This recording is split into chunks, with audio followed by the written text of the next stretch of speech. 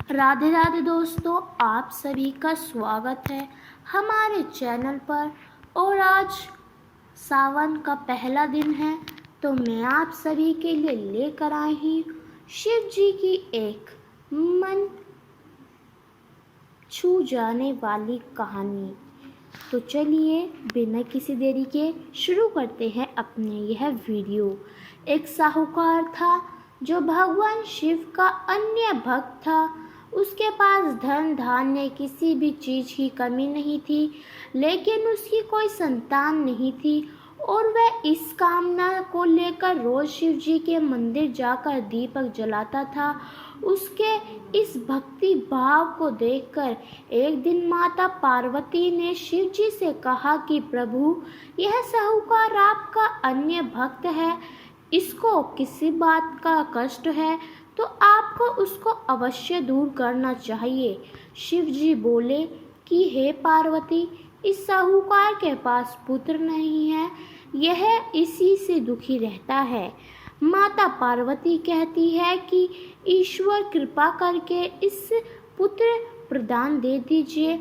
तब भोलेनाथ ने कहा कि हे पार्वती, साहूकार के भाग्य में पुत्र का योग नहीं है। ऐसे में अगर इसे पुत्र प्राप्ति का वरदान भी मिल गया तो केवल 12 वर्ष की आयु तक ही जीवित रहेगा।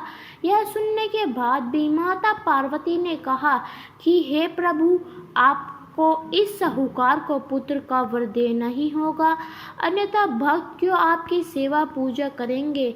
माता के बार बार कहने के से भोलेनाथ ने साहूकार को पुत्र का वरदान दिया, लेकिन यह भी कहा कि वह केवल 12 वर्ष तक ही जीवित रहेगा। साहूकार यह सारी बातें सुन रहा था, इसलिए उसे न तो खुशी हुई और न ही दुखी। वह पहले की तरह भोलेनाथ की पूजा अर्चना करता रहता। उधर सेठानी गर्भवती हुई और 9वें महीने उसे सुंदर से बालक की प्राप्ति हुई। परिवार में खूब हर्षोल्लास मनाया गया, लेकिन साहूकार पहले की ही तरह रहा और उसने बालक की 12 वर्ष की आयु का जिक्र किसी से भी नहीं किया। जब बालक 11 वर्ष की आयु का हो गया तो एक दिन साहूकार की सेठानी ने बालक के विवाह के लिए कहा, तो साहूकार ने कहा कि वह अभी बालक को पढ़ने के लिए काशी जी भेजेगा। इसके बाद उसने बालक के मामा जी को बुलाया और कहा कि इसे काशी पढ़ने के लिए ले जाओ और रास्ते में जिस भी स्थान पर रुकना वहाँ यज्ञ करते और ब्राह्मणों को भोजन कराते हुए आगे बढ़ना। उन्होंने भी इसी तरह करते हुए जा रहे थे कि रास्ते में एक राजकुमारी का विवाह था। जिससे उसका विवाह होना था वह एक आंख से काना था। तो उसके पिता ने जब अति साहूकार के बेटे को देखा तो उनके मन में आया कि क्या इसी ही घोड़ी पर बिठाकर शादी के सारे कार्य संपन्न करा लिए जाए। तब उन्होंने मामा से बात की और कहा कि हम तुम्हें बहुत सा धन देंगे, तो वह भी राजी हो गया। इसके बाद साहूकार का बेटा विवाह की बेदी पर बैठा और जब विवाह कार्य संपन्न हो गया तो जाने से पहले उसने राजकुमारी की चुंदरी के पल्ले पर लिखा कि तेरा विवाह तो मेरे साथ हुआ है, लेकिन जिस राजकुमार के साथ भेजेंगे वह तो एक काका काना है। इसके बाद वह अपनी मामा के साथ काशी के लिए चला गया। उधर जब राजकुमार ने अपनी चुनरी पर यह लिखा हुआ पाया तो उसने राजकुमार के साथ जाने से मना कर दिया। तो राजा ने भी अपनी पुत्री को बारात के साथ विदा किया। बारात वापस लौट गई। उधर मामा और भांजे काशी जी पहुंच गए थे। एक दिन जब मामा ने यज्ञ रचा रखा था और भांजा बहुत देर तक बाहर नहीं आया, तो मामा ने अंदर जाके देखा तो भांजे के प्राण निकल चुके थे। वह बहुत परेशान हुआ, लेकिन सोचा कि अभी रोना पीटना मचाया तो ब्राह्मण चले जाएंगे और यज्ञ का कार्य अधूरा रह जाएगा।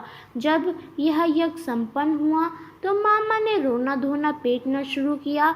उसी समय शिव पार्वती उधर से जा रहे थे तो माता पार्वती ने शिव जी से पूछा, हे प्रभु, यह कौन रो रहा है?